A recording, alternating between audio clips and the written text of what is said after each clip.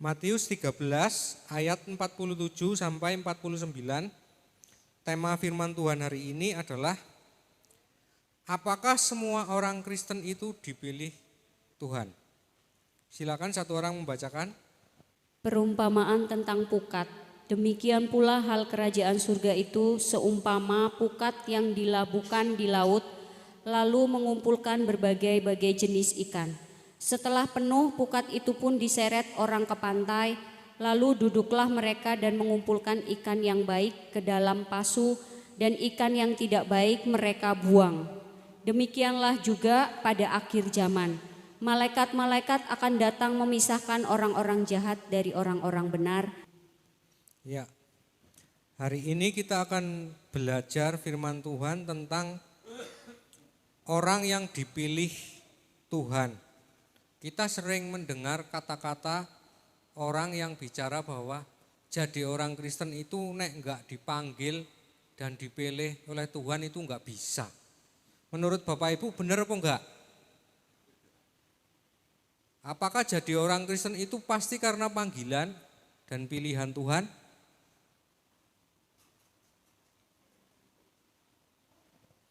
Ya, sebelum Bapak Ibu tahu jawabannya, kita terjemahkan dulu firman Tuhan yang tadi dibaca. Hal kerajaan surga di sini diumpamakan tentang sebuah pukat. Pukat ini berarti apa? Terjemahannya? Jaring kan? Iya. Terus makna sesungguhnya apa yang dimaksud dari pukat? Kurungan.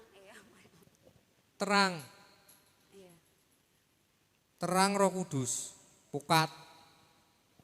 Nah, ikannya yang di laut itu manusianya. Nah, terus setelah penuh, setelah ikan-ikan masuk di pukat penuh, maka pukat itu pun diseret orang ke pantai, lalu duduklah mereka dan mengumpulkan ikan yang baik ke dalam pasu. Nah, ini gambarannya seperti orang yang percaya kepada Yesus, itu seperti terang yang datang ke bumi, terus banyak orang yang masuk percaya akhirnya mengikut Tuhan Yesus, hidup bergereja. Tapi ternyata setelah penuh, setelah jemaatnya penuh iki dipilih. Nah, di sini dikatakan lalu duduklah mereka dan mengumpulkan ikan yang baik ke dalam pasu dan ikan yang tidak baik mereka buang. Demikian juga pada akhir zaman malaikat akan datang memisahkan orang yang jahat dari orang benar. Jadi kalau di dalam sebuah pukat, ikan kan dipilih yang baik, dimasukkan ke dalam pasu, sing jelek Dibuang. dilepaskan lagi. Nah, kalau manusia di dalam sebuah gereja akan ada masanya, akan dipisah. Siapa di sini yang melakukannya? Allah melalui malaikat-malaikatnya. Untuk apa dipisah? Kalau tadi ikannya untuk apa? Diseret ke pantai, dipilih kan? Jemaat juga seperti itu. Jadi Allah memerintahkan malaikatnya untuk milih, dipilih iki sing baik karo sing baik, sing jahat karo sing jahat, dipisah. Nah, ini perumpamaan ini tentang hal itu, bukan tentang nanti akhir zaman malaikat akan dipisahi, bukan. Karena ini berbicara tentang malaikat-malaikat akan datang memisahkan orang yang jahat dari orang yang benar pada akhir zaman. Kalau akhir zaman nanti itu namanya hari-hari akhir zaman. Tapi akhir zaman yang di sini yang dimaksud adalah zaman setelah Roh Kudus itu turun ke dunia, setelah hari Pentakosta itu dikatakan akhir zaman. Maka orang-orang itu mulai pukat ini Roh Kudus diturunkan, orangnya masuk, terus akan ada masanya dipilih oleh malaikat, sing baik karo sing baik. Nah, itulah orang itu dipilih oleh Tuhan. Kan kadang-kadang orang Kristen itu kepedean. Mbuh dipilih mbuh ora ngertine kita kan umat pilihan. Nah, padahal untuk menjadi dipilih itu ada syaratnya. Jadi enggak kita ngaku-ngaku aku wis Kristen berarti aku dipilih Tuhan. Berarti Nek ada orang yang nggak dipilih Tuhan, seperti Fir'aun misalnya, Fir'aun itu ditenggelamkan di laut karena memang tidak dipilih Tuhan. Enggak seperti itu. Untuk menjadi dipilih itu ada syaratnya. Kalau ikan tadi dipilih kan karena ikannya baik, Iya, besar, ya dipilih. memenuhi kualitas. Nah, sing ikannya enggak baik, dibuang, dilepaskan lagi. Nah, kalau kita orang Kristen syaratnya dipilih apa? Kalau Bapak Ibu dengar kata-kata sebab banyak yang dipanggil tapi sedikit yang dipilih. Bapak Ibu setuju enggak? Setuju. Setuju. Sing dipanggil banyak orang Kristen. Semua orang dipanggil. Iya. Tapi nek sing dipilih Ya melalui itu kayak tes itu kan, kalau dipilih kan pasti harus mengikuti berarti ujian. nanti yang akan terpilih itu hanya sedikit. Benar enggak? Betul. Setuju? Setuju. Itu kan dikatakan di Matius 22 ayat 14. Coba dibaca dulu Matius 22 ayat 14. Biar ini bukan kata-kata kita tetapi ini adalah kata-kata firman Tuhan. Matius 22 ayat 14. Matius 22 ayat 14, sebab banyak yang dipanggil tetapi sedikit yang dipilih. Nah, berarti orang yang percaya, Bapak Ibu enggak usah heran gerejanya itu banyak jemaatnya. Jemaatnya 10.000, 20.000, pada akhirnya tetap saja banyak yang dipanggil, sedikit yang dipilih. Lah nek jemaate 10.000 engko sing dipilih gur loro. Esek mending sing jemaate 20 tapi sing dipilih 19 kan ngono. Ya kan? Endingnya belum tentu yang jemaatnya banyak itu hasilnya banyak. Bapak Ibu pelihara ikan lele 5.000 ekor. Terus saya pelihara ikan lele 10 ekor sajalah. Kira-kira lemu-lemu ndi? Nah, kan belum tentu yang pelihara banyak itu hasilnya akan lebih banyak. Nah, malah jadi grandong sing kakean. Nah, terus syaratnya supaya kita itu dipilih oleh Tuhan itu apa? Ibrani 4 ayat 1 dan 2. Sebab itu, baiklah kita waspada supaya jangan ada seorang di antara kamu yang dianggap ketinggalan. Sekalipun janji akan masuk ke dalam perhentiannya masih berlaku. Ayat yang kedua, karena kepada kita diberitakan juga kabar kesukaan sama seperti kepada mereka, tetapi firman pemberitaan itu tidak berguna bagi mereka karena tidak bertumbuh bersama-sama oleh iman dengan mereka yang mendengarnya. Coro iwak lele ini karena jadi grandong makanya ora dipilih. Ndase tok sing gede. Nah, demikian orang Kristen ternyata ada yang banyak yang tidak bertumbuh. Makanya enggak dipilih. Coro iwak iki enggak baik, dilepaskan lagi. Berarti jadi orang Kristen itu bukan panggilan. Atau bukan apalagi pilihan. Kira-kira jadi orang Kristen panggilan bukan? Nah, daripada bingung mending baca firmane. 2 Petrus 1 ayat 10 dan 11. Silakan dibaca 2 Petrus 1 ayat 10 dan 11. Karena itu saudara-saudaraku berusahalah sungguh-sungguh supaya panggilan dan pilihanmu makin teguh. Sebab jikalau kamu melakukannya, kamu tidak akan pernah tersandung. Dengan demikian, kepada kamu akan dikaruniakan hak penuh untuk memasuki kerajaan kekal, yaitu kerajaan Tuhan dan Juru Selamat kita, Yesus Kristus. Ya, karena itu saudara-saudara, berusahalah sungguh-sungguh supaya panggilan dan pilihanmu. Panggilan dan pilihanmu. Panggilan dan pilihannya sapa?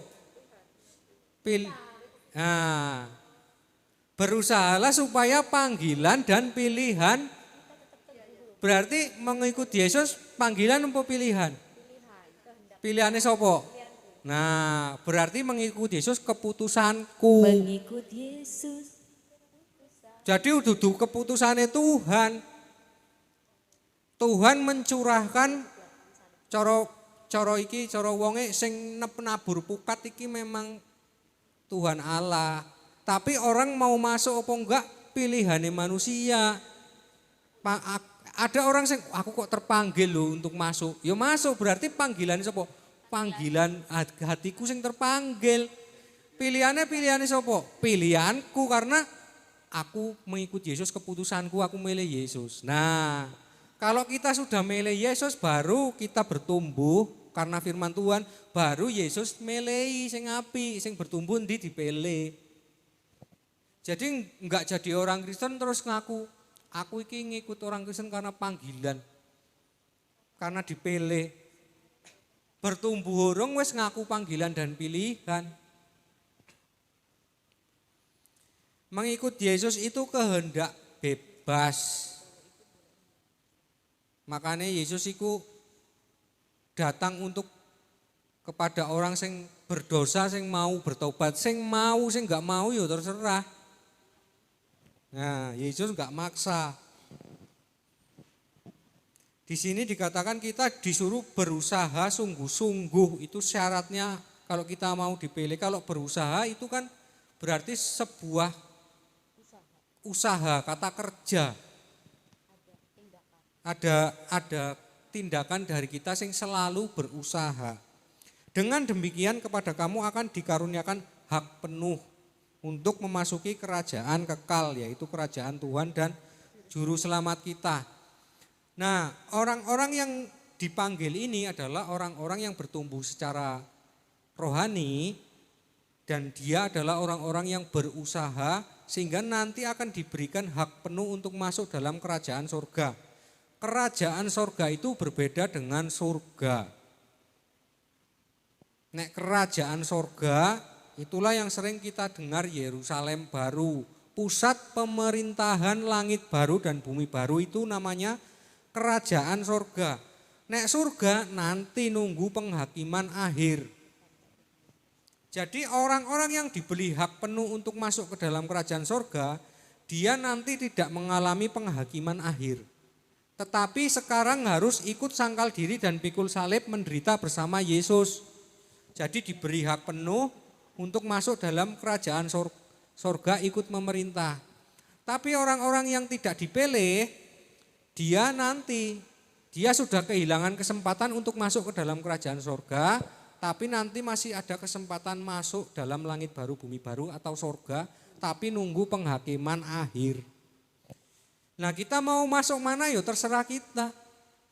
Wong pilihan, berusahalah supaya panggilan dan pilihanmu makin teguh. Jadi terserah Bapak Ibu mau berusaha apa enggak.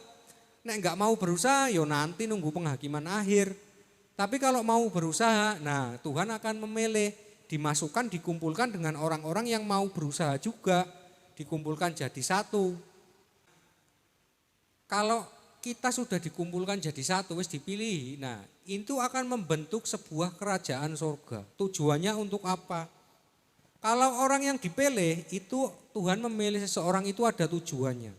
Tujuannya adalah untuk Matius 28 ayat 19 dan 20.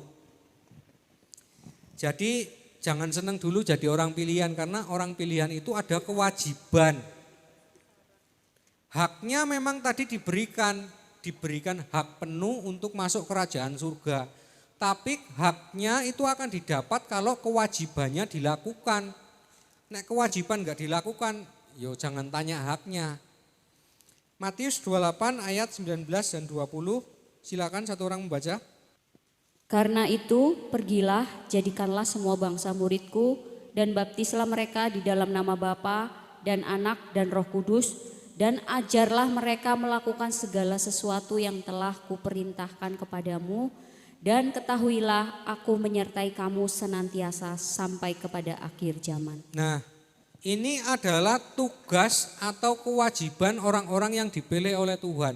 Jadi disuruh pergi ke seluruh dunia memberitakan kabar sukacita atau memberitakan terang. Dan, nah ada dannya, ajarlah mereka melakukan segala sesuatu yang telah kuperintahkan kepadamu. Jadi Di sini lebih ayat 20 ini lebih spesifik, artinya misi utamanya adalah mengajarkan. Karena mengajar itu berarti memberi orang pengertian. Dan kalau kita lihat misi ini adalah misi yang tidak mungkin dilakukan oleh seorang diri. Apakah ada orang yang sanggup pergi ke seluruh dunia sendiri, terus mengajar sendiri? Kan enggak sanggup, makanya Tuhan itu mendirikan gereja untuk dipilih, untuk apa? Untuk diberi karunia, untuk saling melengkapi. Sekarang kita lihat teladan Yesus. Sebelum kita melakukan kewajiban orang pilihan ini, Yesus telah memberikan teladan apa yang dilakukan oleh Yesus dan kita tinggal nyontek, tinggal nyontoh. Kita buka di Lukas 21 ayat 37 dan 38. Pada siang hari Yesus mengajar di Bait Allah dan pada malam hari ia keluar dan bermalam di gunung yang bernama Bukit Zaitun. Dan pagi-pagi semua orang banyak datang kepadanya di dalam Bait Allah untuk mendengarkan dia. Jadi di sini Yesus memberi teladan bahwa ia melakukan kebiasaan atau rutinitas adalah memberi pengajaran. Yesus lebih banyak mengajar daripada berkhotbah. Nah, bahkan di Markus 4 ayat 1, walaupun dia terkadang itu enggak di dalam bait suci pun, dia tetap melakukan pengajaran. Markus 4 ayat 1. Pada suatu kali Yesus mulai pula mengajar di tepi danau. Maka datanglah orang banyak yang sangat besar jumlahnya mengerumuni dia, sehingga ia naik ke sebuah perahu yang sedang berlabuh lalu duduk di situ, sedang semua orang banyak itu di darat, di tepi danau itu. Yesus pergi ke danau saja, di situ ada orang banyak, dia mengajar. Jadi Yesus itu pergi ke danau, dia itu enggak memancing. Karena apa? Yesus menggambarkan dia adalah seorang gembala. Gembala itu adalah orang yang mempersembahkan seluruh tubuhnya. Kaya Petrus iki dipilih, hari ini engkau akan kujadikan penjala manusia. Ora penjala iwak meneh kowe Petrus, ngono. Yesus neladani, Yesus pergi ke danau ya ora mancing. Pendeta boleh mancing enggak? Hah? Boleh mancing manusia. Kalau jemaat, Bapak Ibu saya ngomong sama jemaat, nek Bapak Ibu boleh mancing, boleh. Ya. Kenapa? Karena Bapak Ibu enggak mempersembahkan seluruh hidupnya untuk Tuhan. Kadang eneng waktune bekerja, eneng waktune refreshing, ya kan? Nek pendeta itu orang yang memberikan seluruh tubuhnya untuk kemuliaan Tuhan. Enggak mungkin kok bermancing. Misinya pasti tujuan utamanya ki memberitakan kabar Injil. sukacita. Nah, di dalam misi itu ada orang-orang yang namanya orang-orang yang bekerja di garis depan. Uang-uang yang bekerja di garis depan di dalam perjanjian lama itu orang yang melayani di mesbah. Nek zaman sekarang mungkin katakanlah pendeta, guru Injil, katakanlah seperti itu. Mereka itu orang-orang yang berada di garis depan. Mereka itu sudah memberikan seluruh hidupnya untuk Tuhan. Kemuliaan Tuhan. Maka kewajiban mereka sepenuhnya itu ya di garis depan, full fokus itu melayani, memberikan pengajaran. Nah, kenapa pengajaran itu penting? Markus 6 ayat 34. Ketika Yesus mendarat, ia melihat sejumlah besar orang banyak, maka tergeraklah hatinya oleh belas kasihan kepada mereka. Karena mereka seperti domba yang tidak mempunyai gembala, lalu mulailah ia mengajarkan banyak hal kepada mereka. Iya. Karena banyak orang sing seperti domba yang tidak mempunyai gembala. Banyak orang Kristen Ternyata sing sekedar Kristen tapi enggak pernah dapat pengajaran sehingga dia ke gereja enggak ngerti. Enggak ada makanan rohani yang didapat. Terus siapa yang mau kasih makan? Di sini Yesus dikatakan dia setelah mendarat melihat orang banyak, lho kok neng kene wong-wong iki haus kebenaran kabeh. Enggak seperti domba, enggak duwe gembala. Gembalane sih eneng tapi ora tau makani karo firman Tuhan. Nah, inilah di sini ada yang namanya hak dan kewajiban. Haknya gembala, haknya orang yang melayani di mezbah memberikan kita makanan rohani. Tapi mereka juga punya hak. Jadi Bapak Ibu enggak bisa tuntut gembala suruh memberikan makanan rohani, tapi haknya gembala Bapak Ibu enggak kasih, enggak bisa. Nah, nanti kita akan lanjutkan lebih dalam. Sekarang kita lanjutkan dulu, berarti cara melakukan kewajiban orang yang dipilih Tuhan itu seperti apa? Cara melakukan kewajibannya kan tadi disuruh memberitakan Injil sukacita, terus memberi pengajaran.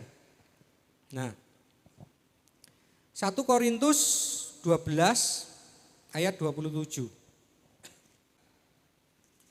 Kamu semua adalah tubuh Kristus dan kamu masing-masing adalah anggotanya. Berarti orang itu dipilih itu untuk dijadikan tubuh Kristus. Tubuh Kristus berarti itu kan kalau tubuh kita itu kan ada yang jadi mata, ada yang jadi tangan, ada yang jadi kaki. Tinggal Bapak Ibu nanti dijadikan apa? Diberi karunia apa? Nah, ayat 31.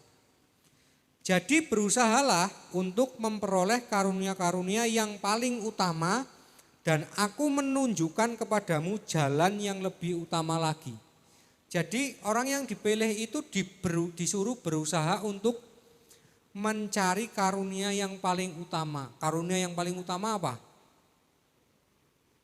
Mesti Bapak Ibu mikir, aku senengnya nubuat yo karunia utama nubuat. Aku senengnya melayani yo karunia utama melayani, ngono kan? Sebenarnya ini maksud kata-kata ini karunia yang paling utama itu masing-masing setiap orang beda. Bagi saya yang utama adalah mata, bagi Bapak Ibu belum tentu yang utama adalah mata, kan ngono? Karena karunia itu diberikan sesuai dengan kehendak Allah. Maksudnya Allah kalau memberi karunia kepada kita, itu kita dilihatkan ke depan karena Allah bisa melihat ke depan. Wong iki nek tak kei karunia nubuatan jatuh apa ora yo? Engko dikai karunia nubuatan gari ngramal kaya Mama Loren, jatuh.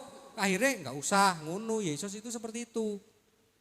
Wong iki dikai karunia menyembuhkan orang sakit, jatuh apa ora yo? Karena dikai karunia dijajal gari, engko gari nek ora eneng aku ora bakal mari. Nah, jatuh itu namanya. Maka Tuhan ini ngewahi karunia sing paling utama, maksudnya sing ketika orang Tuhan berikan kepada kita itu enggak jatuh. Tetapi tetap merendahkan diri, Yesus yang dimuliakan. Itu karunia yang utama bagi kita.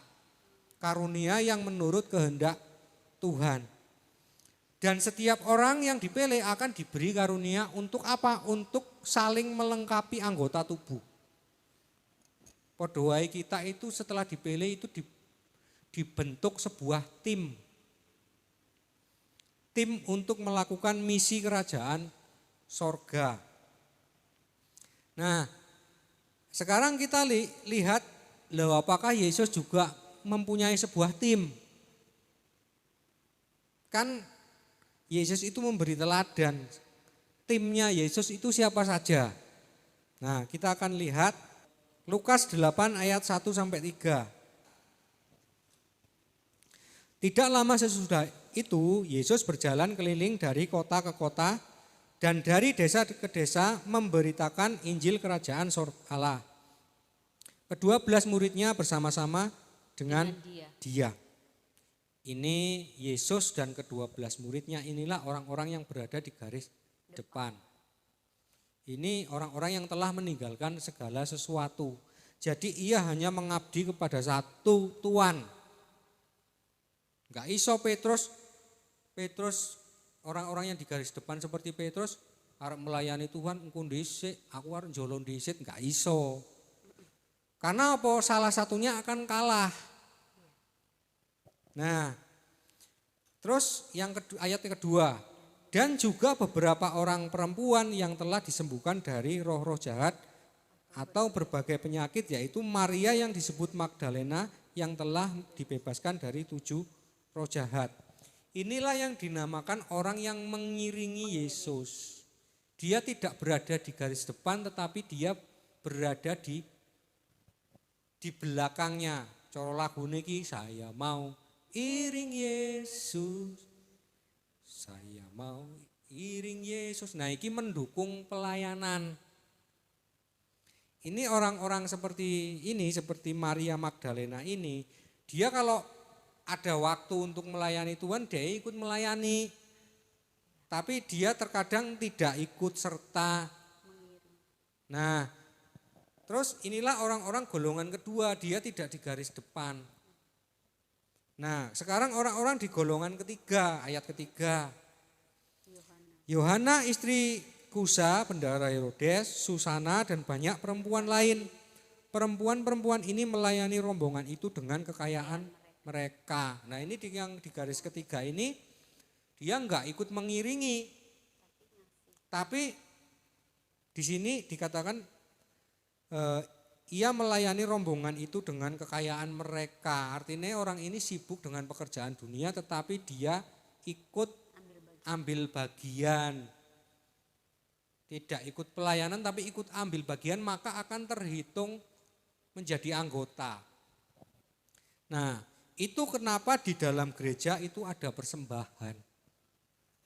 Karena apa? Karena belas kasihan supaya uang sing sibuk tetap ikut iso kecatat dalam misi. Kan orang yang sibuk nggak bisa memberikan seluruh tubuhnya, waktunya saja kadang-kadang nggak bisa. Nah, tapi hartanya bisa. Nah, inilah Tuhan ambil semua ini untuk saling melengkapi. Kalau di sini nggak lengkap, misalkan wis lengkap tapi keluar, yang jangan takut karena Tuhan bisa menggantinya dengan yang baru. Wong iman bisa mindah gunung. Jadi tidak usah khawatir. Lukas 6 ayat 38. Silakan satu orang baca.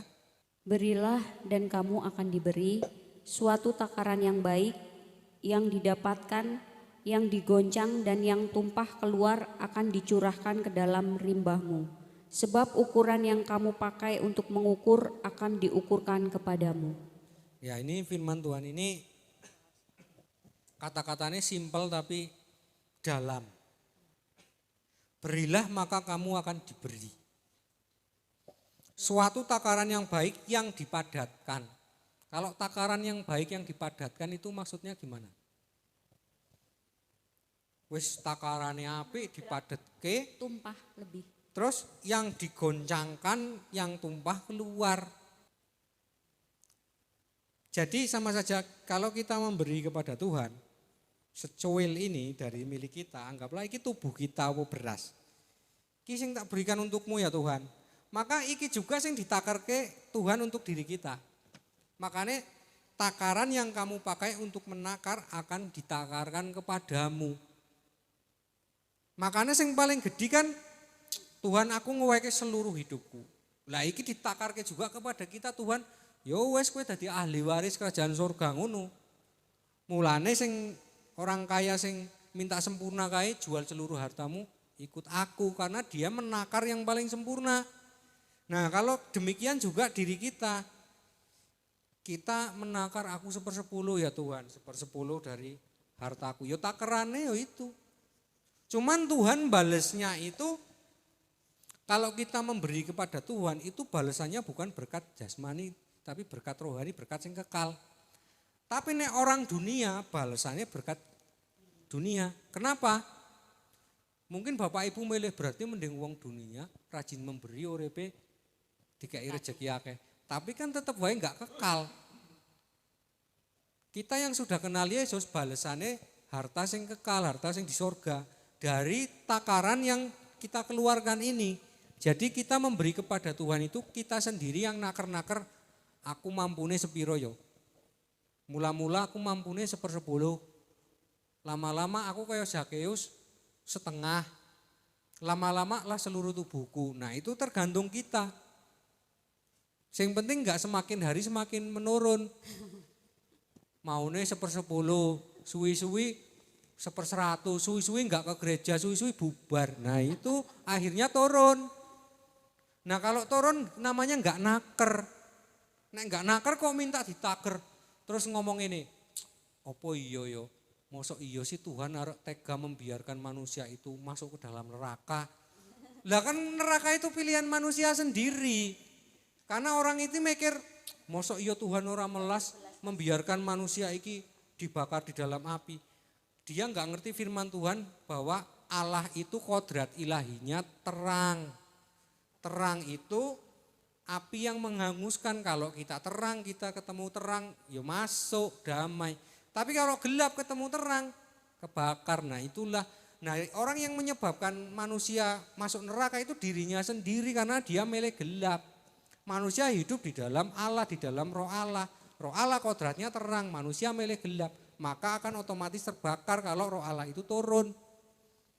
Tapi manusia nyalahke Allah. Apa Tuhan yo ora melas. Lah kowe naker ora kok njaluk ditaker padha ae ngono. Kita akan bahas tadi orang-orang yang di garis depan seperti pendeta, penginjil, guru Injil.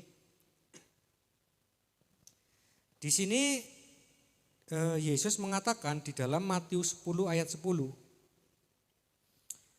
Matius 10 ayat 10, janganlah kamu membawa bekal dalam perjalanan. Janganlah kamu membawa baju 2 helai, kasut atau tongkat, sebab seorang pekerja patut mendapat upahnya. Ini dikatakan Yesus kepada muridnya yang di garis depan yang diutus untuk memberitakan Injil. Mereka dilarang untuk membawa bekal. Kenapa mereka dilarang? Karena Yesus berkata seorang pekerja patut mendapat upahnya. Artinya bahwa Yesus mengajarkan bahwa kalau orang itu bekerja di ladang Tuhan, maka dia patut mendapat upahnya. Kalau bekerja tapi seperti Yesus di danau tadi mengajar, enggak memancing. Nah artinya kalau orang melakukan kewajiban maka haknya patut untuk diberikan. Maksudnya Yesus seperti itu. Jangan Bapak Ibu terus ngomong, deneng nek Paulus iki ora digaji. Terus aku ngarep melu-melu golek pendeta sing jejel nek eneng pendeta sing ora nrimo gaji. Aku arep melu pendeta iku. Bapak Ibu iku sesat nek ngomong kaya ngono. Yesus iki wis ngajari seorang pekerja patut mendapat upahnya. Kok golek pendeta sing ora digaji. Jejel ya nek eneng pendeta sing ora digaji. Aku arep melu pendeta iku. Bapak Ibu enggak tahu diri kalau ngomong kayak gitu. Kenapa? Nek pendeta itu ngasih makan rohani, tugasnya Bapak Ibu ngasih makan jasmani kepada pendeta itu, kebutuhannya. Haknya kebutuhan pendeta itu harus dipenuhi. Kebutuhan tapi bukan keinginan. Nah, coba kita lebih jelas tadi kan nek Bapak Ibu iso alasan, lah deneng Paulus ora digaji. Nah, sekarang kita lihat Paulus. Apa kata Paulus? 1 Korintus 9 ayat 11. Jadi, jika kami telah menaburkan benih rohani bagi kamu, berlebih-lebihankah kalau kami menuai hasil duniawi daripada kamu? Siapa sih ngomong? Paulus. Nek, iki maksudnya Paulus iki ngomongi jemaat karena ada orang sing melayani di mesbah itu tidak diberi hak untuk diberi kebutuhan oleh jemaat. Nah, Paulus nasihati jemaat. Berlebih-lebihankah itu orang yang melayani di mesbah nek dia itu menuai makanan jasmani karena dia sudah menabur berkat rohani. Nah, ini Paulus katakan ayat 13, tidak tahukah kamu bahwa mereka yang melayani dalam tempat kudus mendapat penghidupan dari tempat kudus itu, dan bahwa mereka yang melayani mesbah mendapat bagian mereka dari mesbah itu. Jadi orang yang tugasnya melayani di mezbah itu ya kerjanya melayani di mezbah tok. Enggak usah kerja lain-lain, enggak usah pergi ke danau memancing, enggak usah cari pekerjaan dunia lagi. Karena apa? Karena dia kan sudah memberikan seluruh tubuhnya untuk kemuliaan Tuhan. Maka wis tugasnya jemaat untuk memenuhi kebutuhan rohani. jasmani orang itu. Tapi kebutuhan bukan keinginan. Jadi sesuai kemampuan jemaatnya mampune piro, nah itu diberikan.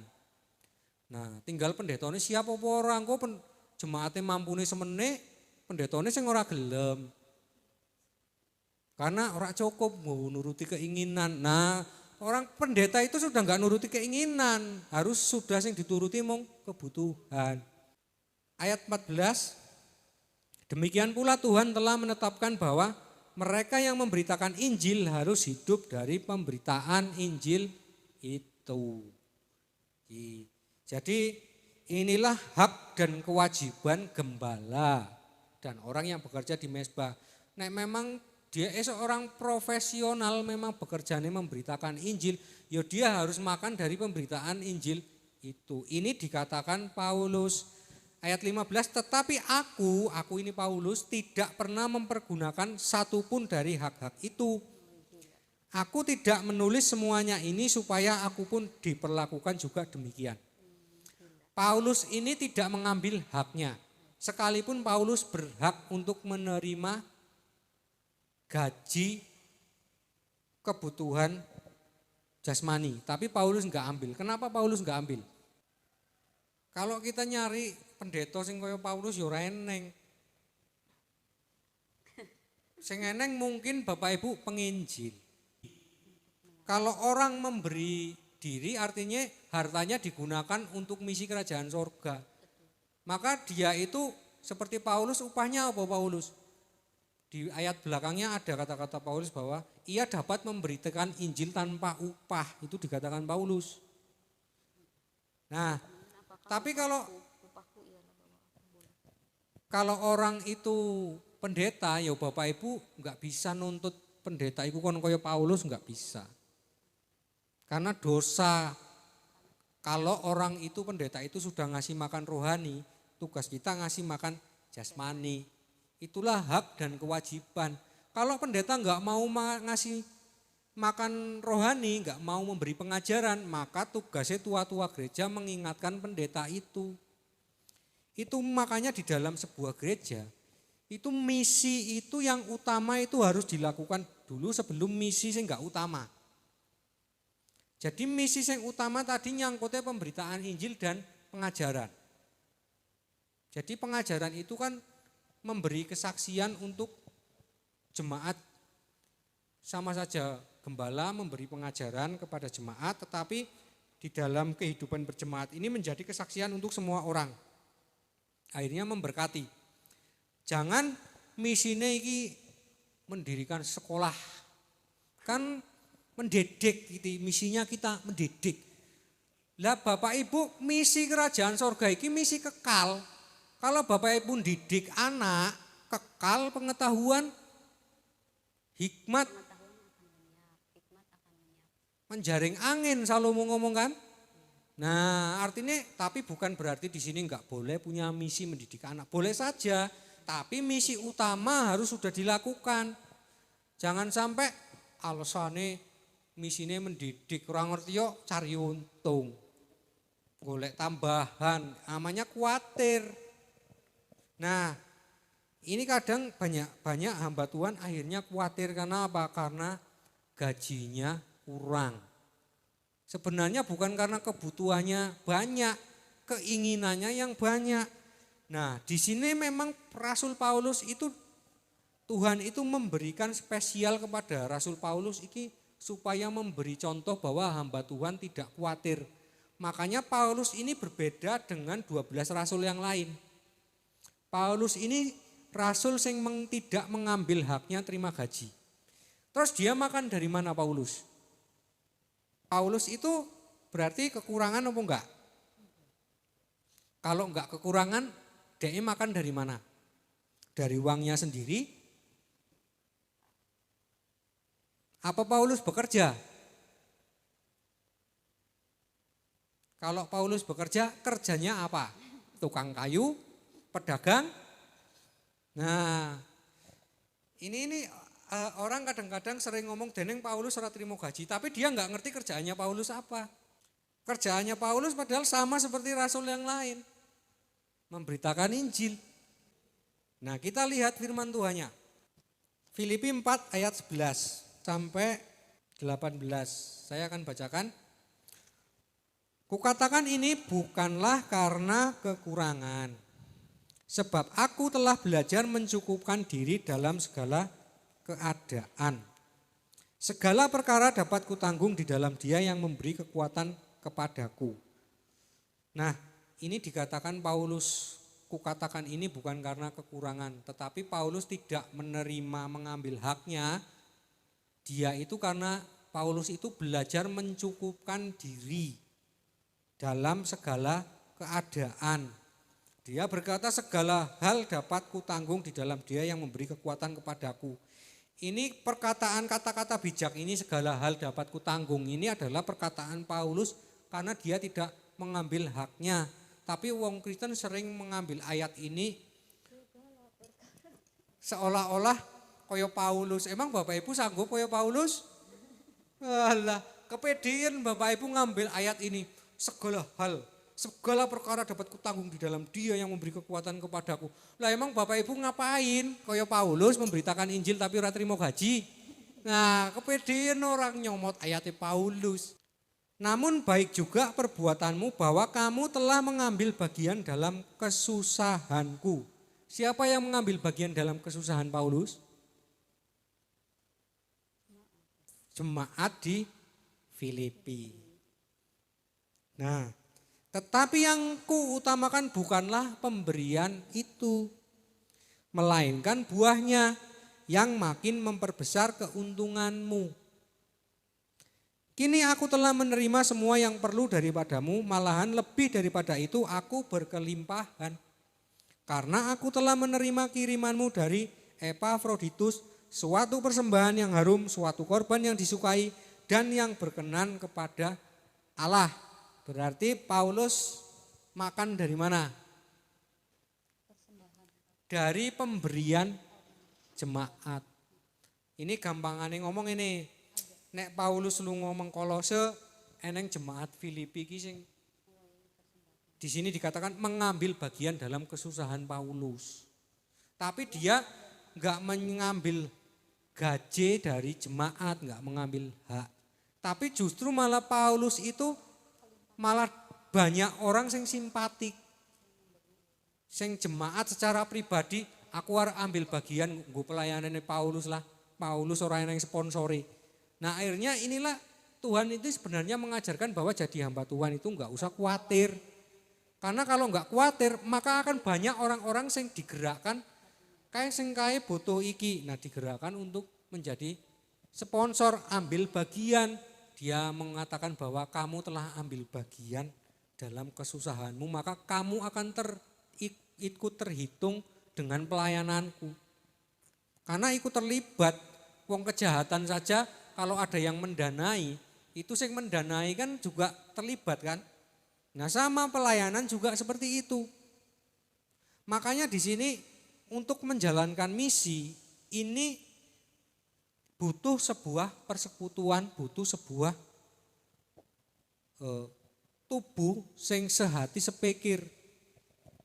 Makanya Yesus kan ngomong apabila matamu berdosa, congkelah matamu daripada karena satu mata kamu tidak dapat masuk ke dalam kerajaan surga. Maksudnya hidup kita di dalam gereja itu kalau ada bagian mata iki sing ora bener ditegur. Nah ora ditegur engko gerejane misine ora jalan. Nah cuman terkadang kelemahan gereja untuk melakukan misi itu gereja ini kebanyakan orang-orangnya ini tidak memfungsikan tugas sing tangan kanan enggak duwe tugas karena merasa iki tangan kiri sing iso diandalkan maka tangan kiri terus sing tugas. Tangan kanan enggak pernah tugas, akhirnya tangan kanan mati. Jadi kalau hidup bergereja itu kenapa jemaat mula-mula ngajari itu memecahkan roti. Memecahkan roti iki artinya bergantian, saling bergantian membagikan berkat. Artinya berkat rohani. Supaya apa? Supaya enggak ada yang mati, supaya semuanya hidup bertumbuh. Nah, kalau kita hidup bergereja misalkan punya pendeta. Pendetanya kok enggak rajin memberikan makanan rohani firman Tuhan. Enggak kaya Yesus nek dolan nang jemaat ngomong ke firman Tuhan. Lah itu patut ditegur karena itu adalah hak jemaat untuk menerima pengajaran firman Tuhan supaya bertumbuh. Nah, nek enggak ditegur, nek dibiarkan, maka jemaatnya enggak ada yang bertumbuh. Tapi kalau Bapak Ibu berani negur, Bapak Ibu juga harus berani memenuhi kebutuhan jasmani hamba Tuhan. Tapi kalau hamba Tuhan ini enggak ngambil hak, maka Bapak Ibu enggak iso nuntut pendetanya iki kudu ngajari firman Tuhan. Lah pendetanya ngambil haknya enggak. Kalau pendetanya enggak ngambil haknya, Bapak Ibu enggak bisa nuntut. Karena apa? Lah haknya enggak diambil, maka kewajiban pendetanya enggak harus dilakukan seperti Paulus. Paulus iki enggak duwe kewajiban untuk mengajarkan kepada jemaat secara dunia karena dia enggak mengambil haknya, tetapi dia tetap memberi kewajiban mengajarkan firman Tuhan. Nah, inilah yang harus dipahami di dalam orang hidup bergereja. Karena orang hidup bergereja itu yang di garis depan itu enggak boleh lagi bekerja secara dunia. Jadi kalau ada pendeta yang ngomong, loh pendeta kan juga manusia maka harus hidup berorganisasi membaur dengan masyarakat, hidup menjadi pengurus kelurahan atau menjadi ikut dalam partai politik. Allah itu akal-akalan pendeta. Kalau orang mau menjadi pengurus di partai politik jangan di garis depan, di garis belakang. Seperti Maria Magdalena atau seperti Susana bendara Herodes. Maka dia akan dimaklumi, artinya ya maklum dia sudah ambil bagian di dalam hal lain, di dalam pendanaan atau di dalam apa. Nah Tuhan akhirnya ngerti. Tapi kalau orang wis magang aku nang garis depan, tapi yang diurusi politik, ngajar sekolahan, terus neng kelurahan melu. Nah itu artinya orang itu enggak konsisten mengabdi kepada banyak Tuhan. Maka akhirnya dia enggak melakukan kewajiban tetapi nuntut hak. Nah itu bahaya. Kewajibannya ora dipenuhi, haknya kurang terus, senene kurang. Nah itu bahaya. Akhirnya sing kasihan sapa? Jemaatnya akhirnya itu seperti domba yang tidak mempunyai gembala. Sapa sing ngajar?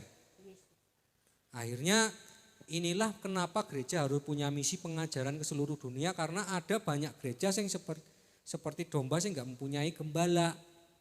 Makanya setiap persekutuan wis dikaruniai Roh Kudus, sing wis sehati sepikir, itu harus memberi kesaksian supaya memberi kekuatan kepada saudara-saudara seiman lain yang tidak mempunyai, seperti domba yang tidak mempunyai gembala, tidak pernah dapat kebenaran firman Tuhan, jadi enggak bertumbuh.